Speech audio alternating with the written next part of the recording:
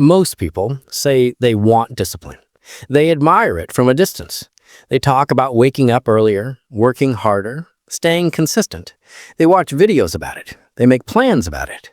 But when real discipline begins to appear in someone's life, something strange happens. It becomes uncomfortable to watch. Because true discipline is not loud. It doesn't announce itself. It doesn't need applause. It is quiet, controlled, unemotional. And that kind of control makes people uneasy.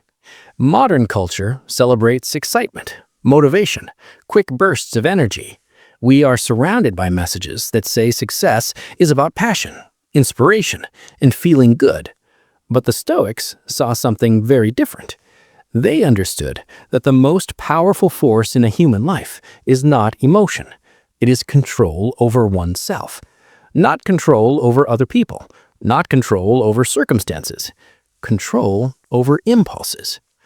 Think about the individuals who shaped history. Philosophers who endured exile.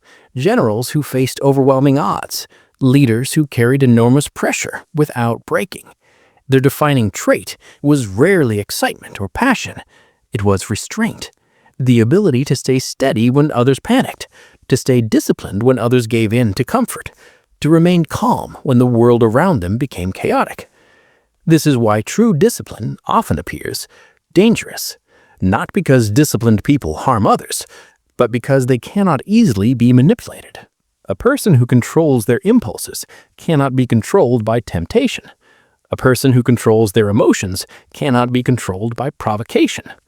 A person who controls their desires cannot be controlled by reward or approval. The Stoics believed this kind of discipline was the foundation of real freedom, and they practiced a series of rules that slowly built this inner strength, rules that transform ordinary self-control into something far more powerful, self-command. To understand this, we must first understand how the Stoics viewed freedom. Today, freedom is often defined as the ability to do whatever we want, eat what we want, spend our time however we want, follow our impulses without restriction. But to a Stoic philosopher, that is not freedom. That is dependence. If your mood depends on comfort, you are not free. If your decisions depend on approval, you are not free. If your actions depend on how you feel in the moment, you are not free. You are being controlled by invisible forces. Marcus Aurelius wrote reminders to himself constantly about this. He was the most powerful man in the Roman Empire, yet his journals reveal a man focused on mastering his own mind. Because the Stoics believed something simple but profound. The greatest form of governance is self-governance. It is the ability to remain steady whether you receive praise or criticism, pleasure or hardship, success or failure. Most people move through life reacting to circumstances. A good day makes them productive. A bad day destroys their focus. Approval energizes them. Criticism discourages them. Their direction changes constantly. But the Stoic discipline creates something different. A person who acts from principle rather than impulse. And this is where their rules begin. The first rule may seem simple, but it quietly determines the direction of your entire life. Control the morning before the world controls you. Consider how most mornings begin today. An alarm rings, a phone is picked up almost immediately. Notifications appear, messages, emails, news, social media. Within minutes, the mind is already reacting. Someone else's opinion, someone else's problem, someone else's demand. Before a person has even fully awakened, their attention has already been captured, and the rest of the day becomes reactive. But the Stoics understood that the beginning of the day shapes the psychology of the entire day. Marcus Aurelius often began his mornings by reminding himself what he would face. He wrote that he would encounter difficult people, selfish behavior, and moments of frustration. This was not pessimism, it was preparation. He was strengthening his mind before the world had the chance to disturb it. Imagine the difference between two mornings. In one, a person wakes up and immediately scrolls through news and social media. Within minutes, they feel distracted, irritated, overwhelmed. In the other, a person wakes up and spends a few quiet moments preparing their mind. They remind themselves of their priorities. They anticipate challenges calmly. They decide how they want to show up. The external world has not changed, but their internal state has. And when the morning belongs to you, the rest of the day rarely defeats you. But discipline deepens further when we begin to change how we view discomfort. Modern life has become extraordinarily convenient. Food arrives instantly. Entertainment is endless. Comfort is constant. At first glance, this seems like progress, but there is a hidden cost. When comfort becomes constant, discomfort begins to feel unbearable. Even small difficulties begin to feel overwhelming. A difficult conversation, a difficult workout, a demanding project. The mind begins to avoid these situations, and slowly, discipline erodes. The Stoics were deeply aware of this danger. Seneca practiced something unusual. From time to time, he deliberately lived with less. He wore simple clothing, ate basic meals, removed luxuries from his life, and he asked himself a powerful question. Is this what I feared? His goal was not suffering. It was freedom from fear. Because when a person knows they can endure discomfort, something important changes. Hardship loses its power to intimidate them. Think about how often we avoid things simply because they feel uncomfortable. A difficult task at work, a challenging exercise routine, an honest conversation we know we should have. Avoidance becomes a habit. But every time we willingly step into discomfort, we train something inside ourselves, endurance. And once discomfort stops being feared, discipline becomes much stronger. But there is another battlefield even more important than physical discomfort. It is the battlefield of emotion. One of the central teachings of Stoicism is that events themselves rarely disturb us. Our interpretations do. Epictetus said something that continues to challenge people today.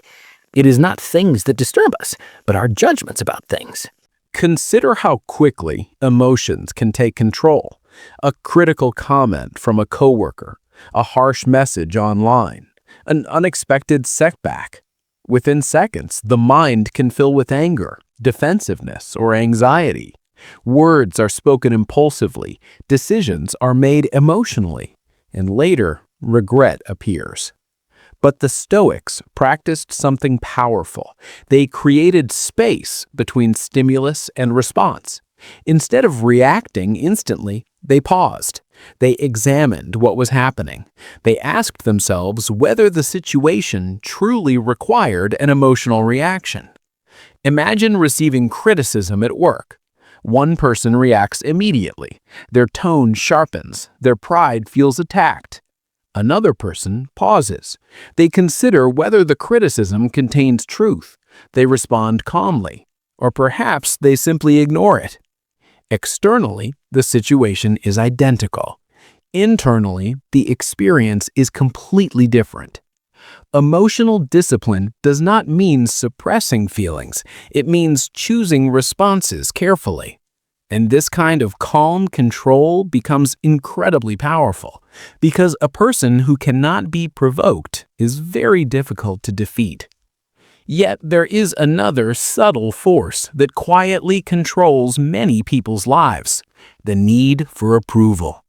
From childhood, we are conditioned to seek validation. Good grades bring praise. Certain behaviors earn acceptance. Over time, this conditioning continues into adulthood. People begin shaping their actions around how others might respond.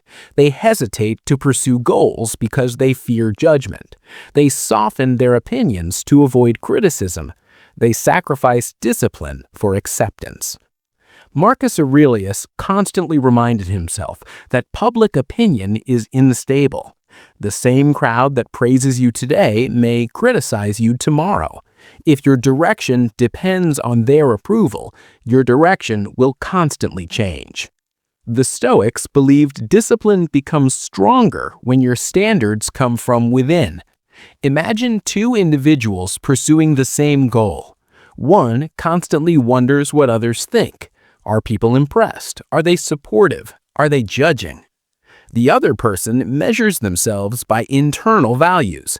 Did I act according to my principles? Did I keep my commitments? Did I maintain my discipline? The second person becomes much harder to influence because their compass is internal. When approval is no longer required, independence appears, and independence strengthens discipline. But there is still one habit that quietly destroys progress in many lives: excuses. Human beings are remarkably skilled at explaining away their inaction. The timing isn't right, the resources are insufficient, other people are holding them back. And sometimes these explanations sound reasonable. But the Stoics viewed excuses very differently. Epictetus taught that the moment we begin blaming circumstances or other people, we surrender control over our own improvement, because attention moves away from what we can control. Imagine someone who wants to change their life.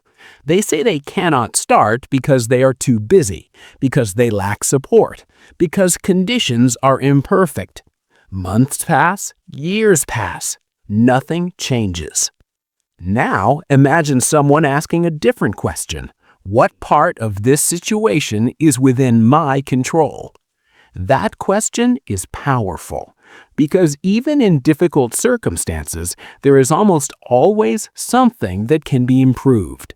A small action, a small decision, a small step forward. Discipline grows when responsibility replaces excuses. And over time, another practice becomes essential for maintaining this discipline: reflection. Seneca had a habit at the end of each day. Before sleeping, he would examine his actions. He would ask himself where he had acted wisely and where he had failed, not with harsh judgment, but with honesty. This practice may seem simple, yet most people rarely do it. Days pass quickly. Mistakes repeat themselves. Patterns remain invisible. Without reflection, behavior rarely changes. Imagine ending each day with a few quiet questions. What did I do well today? Where did I lose control? What could I do better tomorrow? These questions create awareness, and awareness creates correction. Gradually, something begins to shift. Life becomes less reactive and more intentional. Discipline becomes less about force and more about clarity. Because when you observe yourself honestly, you begin guiding your own behavior. Over time, these practices do something deeper than improve habits. They reshape identity. A disciplined life is not built from occasional bursts of motivation. It is built from patterns. Small decisions repeated daily, preparing your mind in the morning, accepting discomfort as training, controlling emotional reactions, ignoring the need for approval, taking responsibility instead of making excuses, reflecting honestly at the end of the day. Each practice may seem small, but together they create something powerful: a mind that is steady, a character that is difficult to influence, a person who is no longer pulled in every direction by impulse, emotion, or opinion. And this is what the Stoics truly meant by strength: not aggression, not dominance, self-mastery. The greatest battle has never been against circumstances. It has always been within, against laziness, against fear, against the temptation to take the easy path. Those who fight this battle daily begin to develop something rare: internal sovereignty. Their choices are guided by reason instead of mood. Their direction is not determined by the crowd. Their discipline does not disappear when life becomes difficult. And over time, they become the kind of person others quietly notice: calm under pressure, steady in uncertainty, focused when others become distracted. This kind of discipline may not look dramatic, but it is powerful, because it builds a life that cannot easily be shaken. Now take a moment to consider something honestly. Which of these Stoic rules challenged you the most? Was it controlling the morning, facing discomfort willingly, mastering emotional reactions, letting go of approval, eliminating excuses, or practicing daily reflection? Often, the rule that feels most uncomfortable is the one we need the most. Instead of trying to apply everything at once, begin with one. Practice it consistently. Allow it to become part of how you think and live. Over time, the others will follow. And if you found this exploration of Stoic discipline valuable, consider supporting the channel by liking the video and subscribing for more insights into Stoic philosophy and the psychology of self-mastery. Because the journey toward discipline is not completed in a single day. It is built quietly, one decision at a time.